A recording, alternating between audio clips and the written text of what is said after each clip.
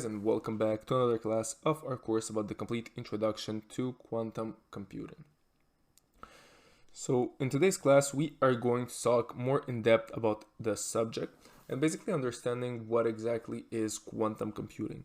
So by the end of the class, you will be able to understand in general what exactly is quantum computing, what's the main difference between classical computers and quantum computers as well, in what areas are they really useful, and finally, do they exist or not yet? So not wait anymore and let's jump right into it. Alright, so the first question that everybody's asking itself, what exactly is quantum computing and how exactly they work? So basically quantum computers are, well, the main definition of what exactly this is will be the quantum computers are an area of computing that is focused on developing computer technologies based on the principle of quantum theories. So when we say quantum theories, we can think about different algorithms, we can think about different theories around quantum physics as well as quantum mechanics. So which explain the behavior of energy and material on the atomic and subatomic level. So it's really more advanced than basic computation. And so the next thing would be what is the difference between those computers and normal computers? Well, basically, classical computers will work with ones and zeros, so basically with bits. But in quantum computing, it's a bit more different because you guys work with qubits. So basically, what's the difference between a bit and a qubit? So a bit could be 1 or 0, but a qubit is a bit more advanced. Well, it could be both at the same time because of the property of superposition. Once again, this is a property of quantum computing, and we're gonna talk about it a bit later, well, in another class. But just for you guys, just for your information, and for you to know that superposition is one of the properties of quantum computing. So basically, this is a completely different kind of computing because right now, with operations that can take years to a normal or classic computer to resolve, in quantum computing, it can be resolved in seconds. So basically, when I'm saying that it's a different kind of computing, it is really a different kind of computing. Because as I said, classical computers, they manipulate ones and zeros. And well, because of the power of the qubits, or not the power of the qubits, but basically because of what qubits can bring to quantum computing, this allows us to basically make operations, do operations way faster than in classical computing. All right, next thing that we are gonna talk about today would be how quantum computing works. All right, so basically quantum computers or quantum computing works, as I said, with qubits. So basically, quantum bits or qubits, because qubits means quantum bits. So basically it works with bits, but they're just quantum. So as I said, those can be 1 and 0 at the same time because of the property of superposition, and this would give the quantum computer its higher power at if we compare it to a classical computer. So in other words, before we can verify if the qubit is a 1 or a 0, the element can exist in a quantum superposition. This means you will have the probability of the qubit being a 0 or a 1, and it's possible to calculate this property using mathematical formulas. Basically, to be able to verify if it's a 0 or a 1. So to give you an example, let's imagine that we have 2 bytes or 2 bits. So basically the 2 bits, as I said, could be 0 or 1. So what can happen? So you have 4 possible operations that can appear with those 2 bits, and basically the operations would be 0 0 0 1 1 0 or 1 1. So basically if we say that each of those bits is n, so basically it's an n value, this means that our computer is able to work with n values at the same time. So basically with 2 values in the case that we have 2 bits, so each bit is 1n. So it can work with n value, it could work just with 2 values. But if we do the same operation with a qubit, in this case it's a bit more different because each pair of let's say bits together will be considered as a let's say an element, And basically how it will be calculated, it's gonna be a bit more different. So basically, because of the property of superposition, it's possible to, well, to have one of the 4 operations. In other words, 2 qubits contain 2 at the power of 2, so in our case 4 numbers, and n qubits will contain 2 at the power of n numbers when a classical computer only contains n number or n number of bits. So basically, if for example we have 3 bits, so basically in a classical computer we have 3 bits, with 3 qubits it's possible to perform 8 operations, because we have 2 and it's gonna be at the power of 3. So basically, as you can see, it grows really exponentially, and because of this exponential growth, it's possible to have way more power inside of a quantum computer if you compare it to a classical computer. But it's important also to understand that they're not necessarily better than classical computer.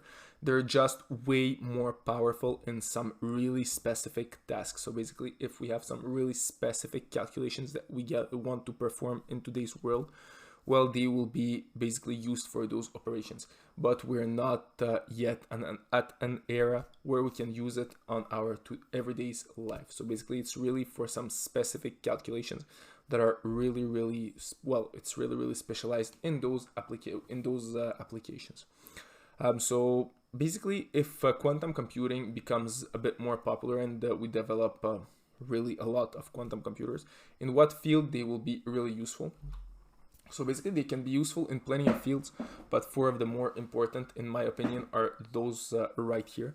So the first one will be cryptography, so everything that is around security and all those things. Let's say, for example, we want to perform a brute force attack. Well, this is in hacking, so we want to perform a brute force attack on a password. What does this mean? It simply means that we will test all the possible combinations of a certain password. Let's say it's a password that has 2 characters. So basically, there is 99 possible combinations if we only have numbers inside of this password. So if, well, with a normal computer, this type of operation will take, let's say, a few seconds. Now, let's say instead of 2 elements, we have 3 elements and they're numbers. So once again, right now we'll have almost 1,000 different combinations. So once again, it's gonna take more time to our classical computer. But let's say, for example, we have 20 numbers inside of our password, and there are not only numbers, but also letters and special characters. Well, in this case, it's gonna take hundreds of years to our computer, to our classical computer, to be able to crack down the password in question. And basically, this is not efficient. With quantum computing, well, if you guys want to perform this type of attack, it's gonna take seconds.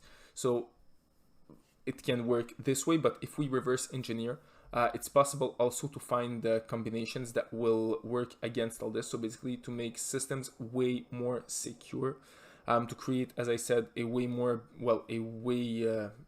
important securities around, let's say, bank accounts, around credit cards, around plenty of things. Because once again, with the power of quantum computing, it's possible to do so. It can be really useful for artificial intelligence, because once again, artificial intelligence, it's a huge part of the future. And once again, artificial intelligence requires a lot of calculations. So it could be hundreds of thousands of calculations per second. Well, depending of how advanced we want it to be, or how advanced we want artificial intelligence to be.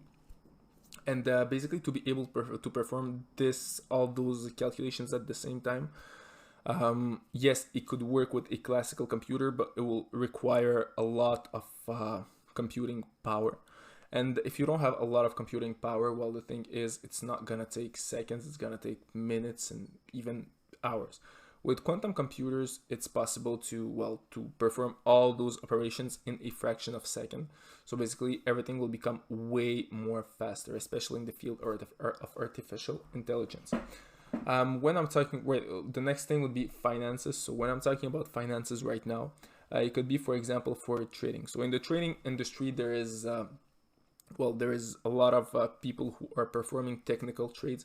So basically, they are working not only with the systems or indicators and this type of things, but really more advanced mathematical trading. So really based on different algorithms, really based on different mathematical concepts.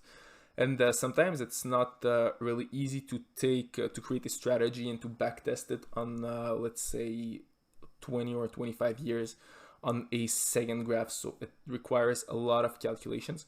So with quantum computing, it will be possible to test really advanced strategies, well, more advanced strategies that we have right now, and really create, well, a revolution in the financial industry because of a new type of trading that has, well, that integrates way more calculations.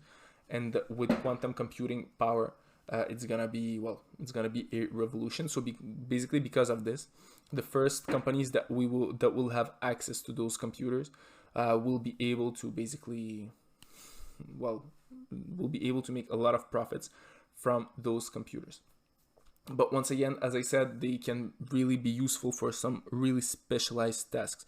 So basically, not because you're having those computers that you will be able to become a successful trader or succeed in the trading industry, but really because you have great engineers behind it, and well, they develop the strategies, and because of all this, they are able to really, well, create great trades with this quantum computer. So these are some examples of where exactly quantum computing could be really interesting. In particle physics as well, but I'm not gonna talk too much in depth about this subject. All right, so finally, do quantum computers currently exist? So this is a great question. So quantum computers are currently, well, they're not existing as we think. So basically, they're not small computers that we can have at home and basically work with them. But in October, well, the 23rd October of 2019, Google was able to perform a calculation. Basically, they worked with a partner. Well, they had a partnership with the NASA, and basically they were able to perform a calculation, a really advanced quantum calculation that usually would take 10,000 years to a normal computer. But with a quantum computer, they were able to perform this calculation in seconds. So as you can see, the difference between the two is really enormous.